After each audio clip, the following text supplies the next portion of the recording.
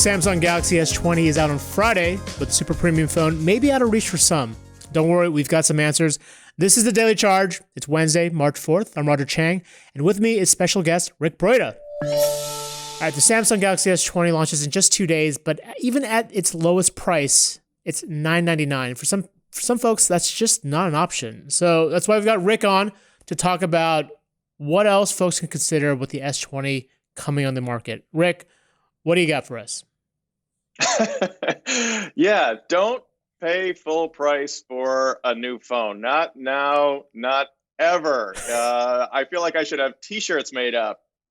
By the way, I'm one of those idiots. I pay full price. For a while, in terms of Samsung and Apple, I did pay full price for the latest and greatest. Part of it is, this job, but also I'm an idiot too. Yeah, well, I mean, the key thing to remember is that, the phone prices have gone nuts. We're looking at $1,000 and up for all of the new flagships from Samsung, from Apple. And if you're willing to just wait for 6 months, wait for a year, you can almost cut that phone price in half. So it's just, Roger, be patient, man. You can do it. Well, here's the thing, right? A lot of folks do time their purchase decision based on when these phone launches, right? Like when these phones launch. So even if you don't want to pay, full price for a $1,000 S20 or the latest iPhone, I mean, what are your options? But you are due for an upgrade, or you want to upgrade your phone because it's dying, it's falling apart. What are your options then? If you don't want to pay full price, but you do want to buy a new phone now, what are your options? Right. So what I really recommend is looking to last year's model. I mean, let's remember that days before the S20 was announced, the Galaxy S10 was the flagship phone, right? Right. And when Samsung announced the S20, they immediately announced price cuts on the S10 as well. They kept those models in the lineup for $150 to $200 less than they were before. So right out of the gate, by choosing last year's model, you're saving a couple $100. And part and parcel with that is you can then start to find in like third-party channels even bigger discounts on last year's model. I recently ran a Cheapskate deal where you could get a new unlocked Galaxy S10 for, I think it was $489. Wow. Which is, again, about half of what the price was just a year ago at launch. Now, I mean, that's a great point. What if you do have your heart set on an S20 in terms of like waiting?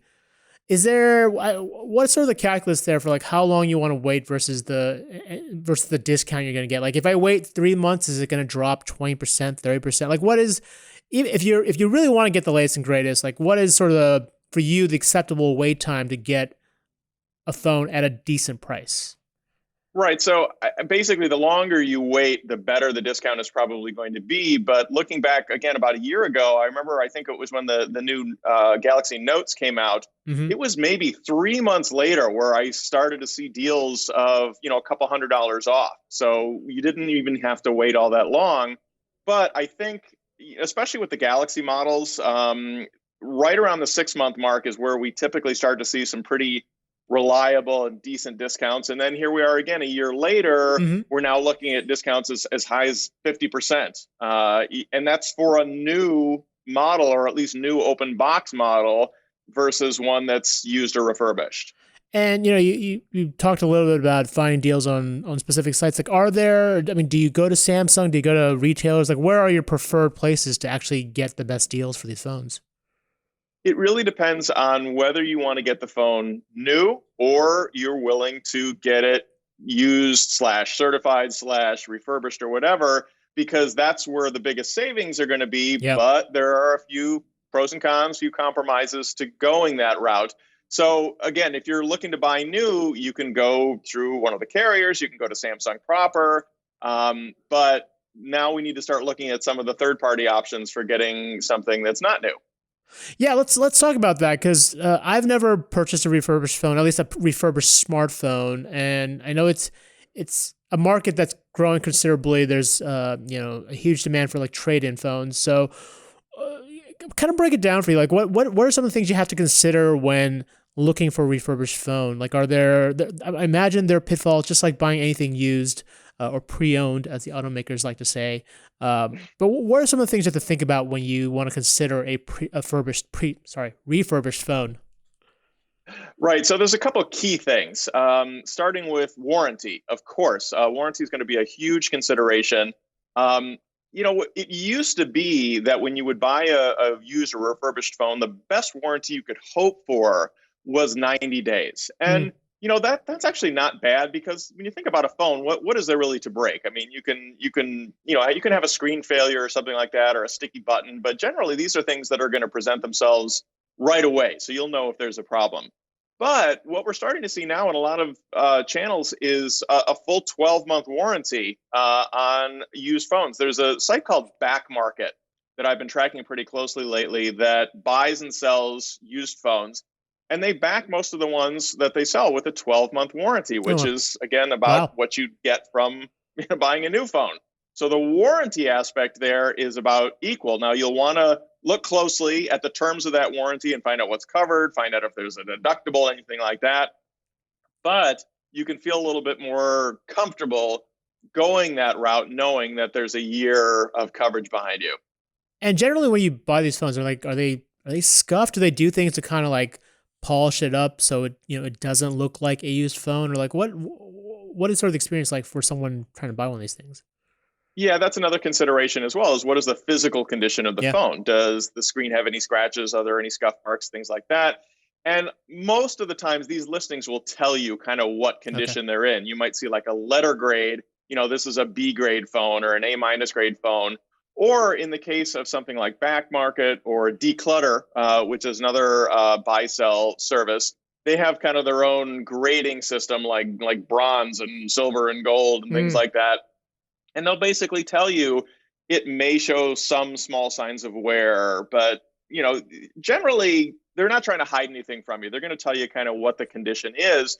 And the other thing I'll note about that is that most of us keep our phones in cases anyway. So if yeah. there's some scuff marks Yeah. on the back of the thing, or on a dinged up corner or something like that, well, so what? You're putting it in a case. The only thing to worry about, are there any noticeable scratches on the screen that might really kind of interfere with usage or Mm. enjoyment of the phone? And any other pitfalls, any other, I guess, red flags to look out for when going to the market and shopping for a refurbished phone? Either sites that you'd want to avoid, or just other kind of legal fine print that you should be aware of.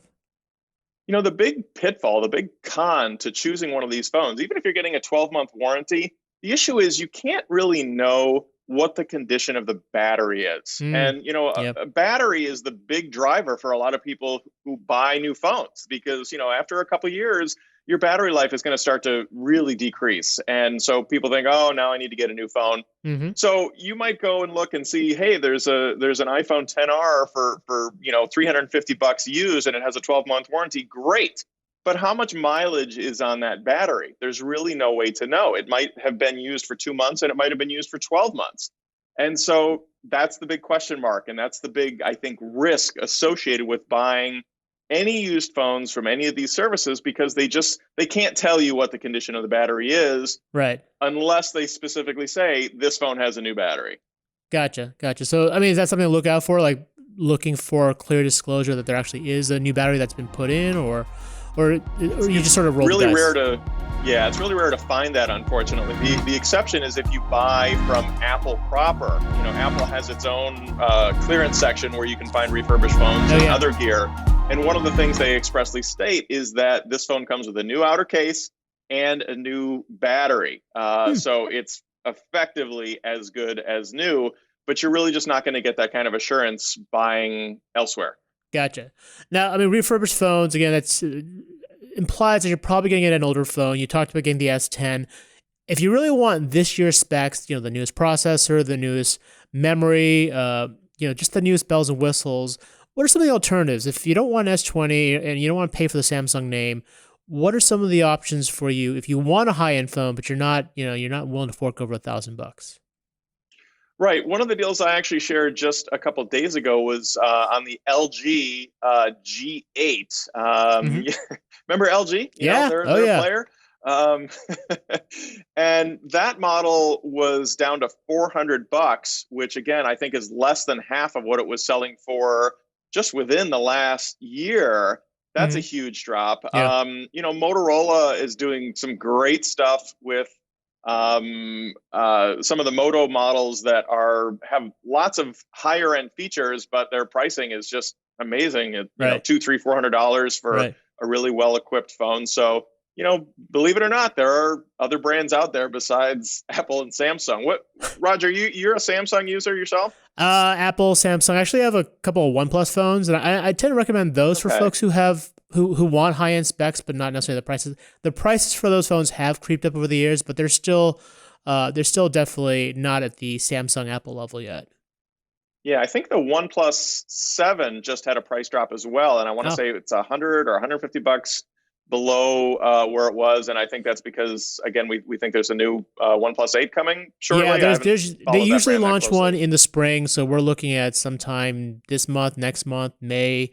Around this time frame is when we'll get a new one, so I'm sure the prices will drop even further for the previous models. Exactly, and that's the strategy I always recommend to everyone. If you know that there's a new model coming from whatever kind of your favorite brand or manufacturer is, you can expect that there are going to be price cuts leading up to and immediately after launch of that new model, and that's when you want to swoop in, I think, and do your upgrade because you're going to do it for hundreds less than you would by getting the newest. All right. So thank you for that back and forth. I'm sure folks are tired of us talking to each other. Let's get some of the chat folks involved. Go ahead and send in your questions for Rick and whatever S20 alternatives you want him to talk about. Or maybe you have your own suggestions. Go ahead and toss those in too. Or feel free to just ask anything. Rick is here. He's a resource for you. Challenge us. We're all here for that. So while you're at it, could you go ahead and subscribe and ring the bell if you haven't already? Liking and sharing are also valuable currency to us. Brian, what do we got going in the chat? Okay, so I want to talk to a creative group on Periscope. They're saying that Best Buy and Walmart are really good places for getting deals on refurbishing. They're positive places to go as a seller and as a buyer. Rick, what are some other good I want to say Rick and mortar. Rick, what are some other good brick and mortar places that really give you the best bang for your buck if you're trying to do a trade-in or pick up a reliable refurbish? Yeah, I mean, I would have to say Best Buy and Walmart would be my two choices as far as that goes. Mm. Certainly, you can also go to any of the big four carriers to do your trade in and to Apple proper. Obviously, they do trade ins as well. The thing with doing that is you're very often going to get roped into a big four contract when you Yeah. do a trade in that way. And that's what I like to try to steer people away from because me personally, I prefer to buy a phone outright and then shop for the carrier that's offering me the best deal, the one that suits me best, because instead of paying for the phone over 2 years and being locked into whatever the service plan is for 2 years, I don't want to do that. I want to have the freedom. So my only advice as far as choosing a brick and mortar option is making sure you don't get roped into a contract as part of that trade-in. Good enough. Yep. All right, moving Good on. tip. Next one, let's talk to Ryan, one of our regulars on YouTube. He says, I've been waiting to upgrade to this year's Galaxy S phone to upgrade from the S9 Plus, but I'm waiting 6 months until I can find a discount. My phone still works fine. Why pay a higher price now? I mean, that's obviously a rhetorical question, but I would go ahead and frame that as when is the right amount of time to wait, Rick? Between upgrades, yeah, that's a great question. I'm still using an iPhone 10 that I just realized I've now had for a little over 2 years.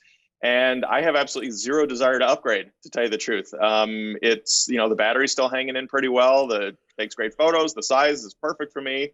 Why would I upgrade at all? So we're starting to see this trend where instead of upgrading every year or even every 2 years, people are holding onto their phones for even longer. So I don't know that there is a right time to upgrade, except if you're starting to see really poor battery life or you're actually having a physical problem with the phone. Don't be in a rush. Don't be caught up in all the hype because this phone has 5 cameras on the back. You just gotta have it. But Rick, Just I take need a breath and I be need that patient. fifth camera, Rick. I need that fifth camera. You need the fifth camera? I don't know.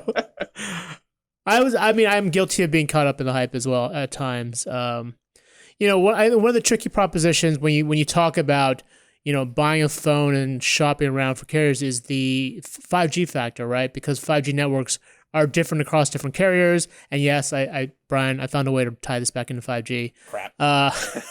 But the problem with a lot of these 5G phones is like you have to buy one for specific carriers, right? Or they may not work, or they're not optimized for that carrier's 5G network. That makes things a little bit tricky.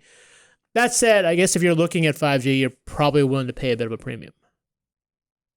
Yeah, for sure. I'm not the least bit interested, to be honest with you. Yeah. I don't see any immediate real world advantages to having a 5G phone on a 5G network, and I certainly don't want to pay for it. Let's everyone remember, we spend most of us spend most of our time connected to Wi-Fi. Mm-hmm. At which point, what is the big deal about 5G? And I may get an earful for asking that question, but I just don't pay the premium for the phone and don't pay the premium for the service until we're a couple years down the road.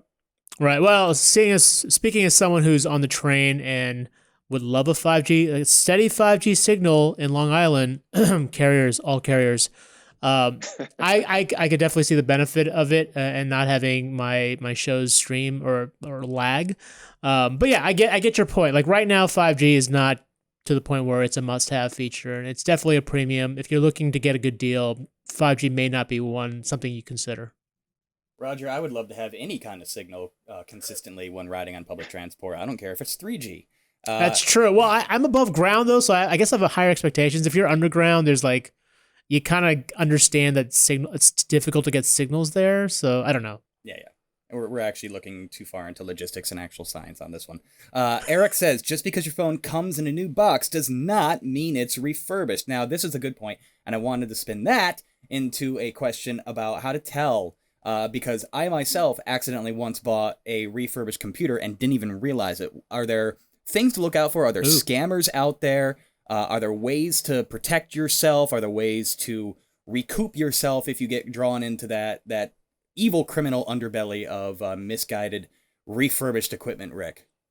Right, for sure. So that's one reason I am a little leery of ever buying a phone from, say, Craigslist or eBay or Facebook Marketplace.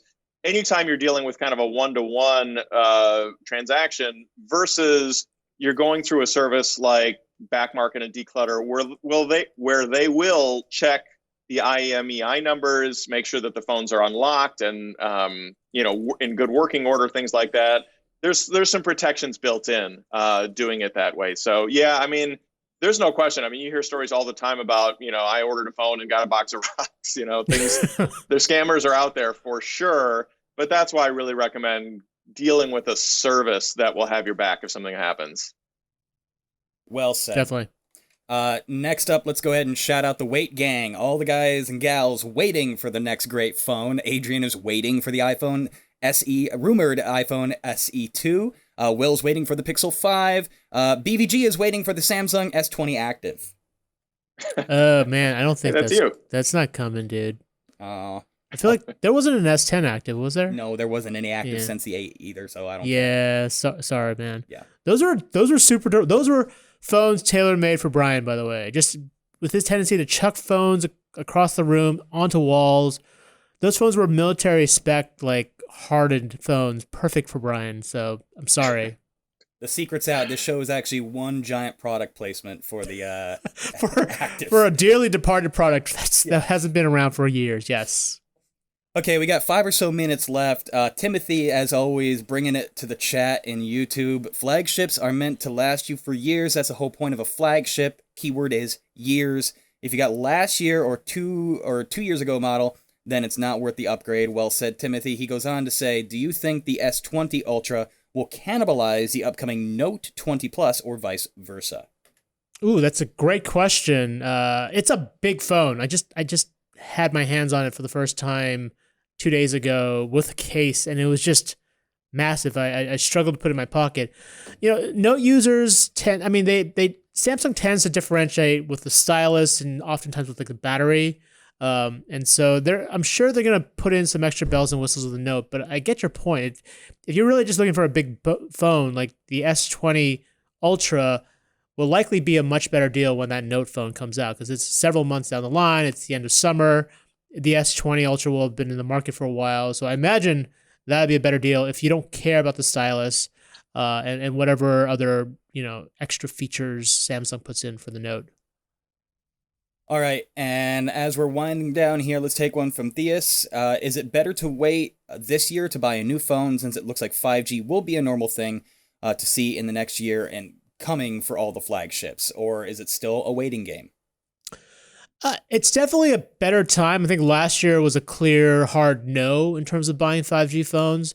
This year the radios that are being put in the phones are more compatible, so you can take them from carrier to carrier. You might not get every aspect of a carrier's 5G capabilities, but it's a lot better than last year. I would say, especially if you're waiting on a deal, it's probably better to wait either later this year or beginning of next year.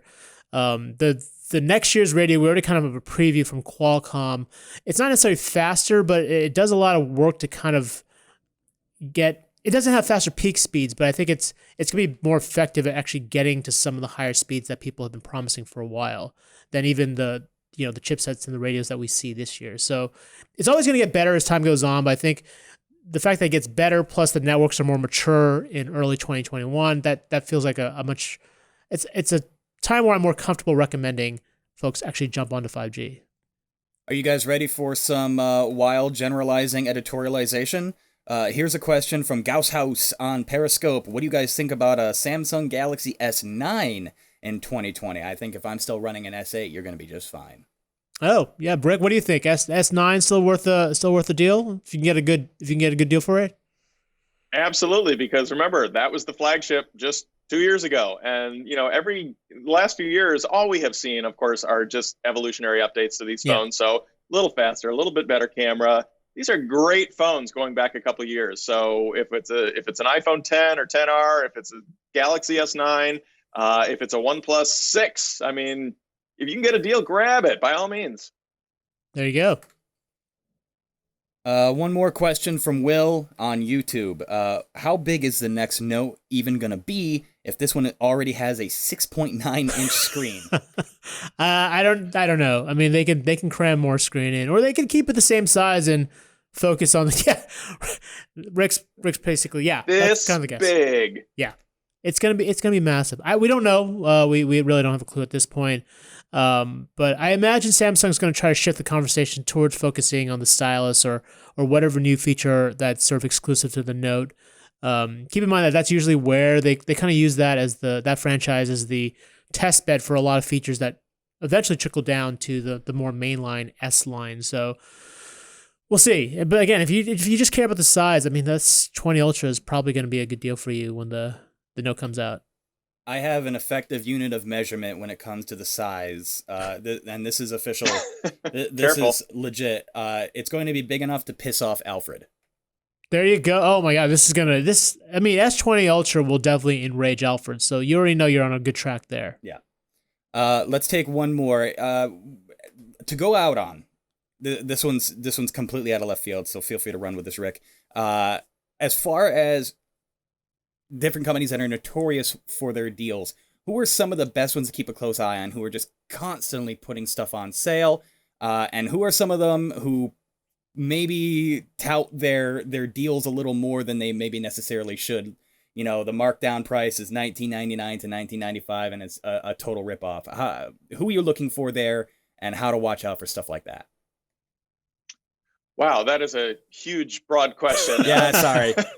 No pressure. That one's coming from the heart. When you say companies, are you talking about like Amazon, or are you talking about like the individual phone manufacturers? Let's take a little both, honestly. Just as myself, as a very casual consumer, I would just wonder, who to keep an eye on the most and who to not even waste my time keeping an eye on overall. I don't know that I'd say that there's anybody don't waste your time keeping an eye on, because we live in a deal society now. Everybody's doing this deal of the week and that deal of the week, and you got Prime Day and Black Friday and all of it. It's just ongoing. The joke is Amazon's, gear is on sale literally once a month, if not more. So if you miss a sale, you turn around and it'll be on sale again. I'll just say that on the Cheapskate blog, I'm looking for this stuff all day, every day, and I'm kind of watching this space for everyone. Amazon came out with a Galaxy S10e deal at $550, which was below what Samsung's price cut was going to be a couple weeks before they did the price cut. So Amazon actually will frequently have some pretty solid deals on phones. There's a company called Daily Steals that I work with regularly that often does some exclusive discounts with us for like open box and phones like that are pretty spectacular. So, it's hard for me to say, watch this or don't watch that. I'll just simply say that I'll plug myself. I'm the Cheapskate. I'm going to find the deals for you. So check in every day on cnet.com/cheapskate. Well said. I wasn't trying to put you on the spot there. I just wondered. Did you like my little dance around your question? Not even answering it? No, it's good. You're too nice because no, I figured you answered it. There was an answer in there. There was. Yeah. I just wanted to see if you had a blacklist. I have no blacklist. I honestly don't. All right, if you say so, we'll find it. We're out of time though, Rick. It's so good to talk to you again. It's been way too long. Thanks again for making time for us. Yeah, my pleasure. Anytime. And on that note, Roger, let's go ahead and get on out of here. All right. Thanks for joining us. If you have any questions during the off season, leave us a voicemail at 862-250-5173. We also accept feedback, constructive criticism, or haikus. Or like the rest of the modern world, you can just add us on Twitter. As always, if you want to learn more, there are links to all today's stories, as well as all the places you can subscribe in the description below. For the Daily Charge, I'm Roger Chang. Thanks for joining us.